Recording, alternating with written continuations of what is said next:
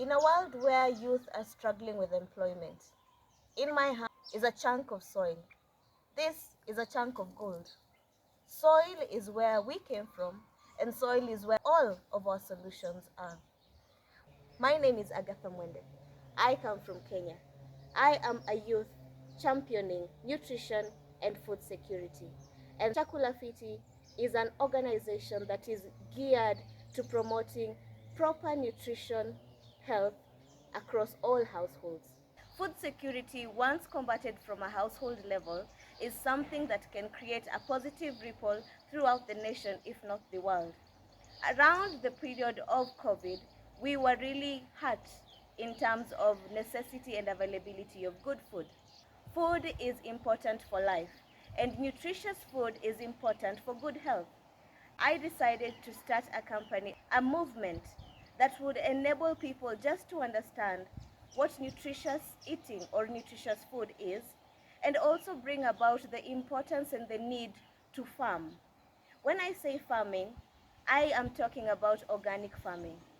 As you can see, on one of my arms, I have a jembe, as we call it in Kenya, and on the other hand, I have a plate. What Chakula Fiti does is it bridges the gap between these two objects in my hands. What Chakula Fiti does, it gives you a wholesome approach of the process of farm to plate. But what exactly is the farm to plate method? The farmer will do their activities in the farm and ensure that they have produce, which is healthy and organically planted, as I had mentioned.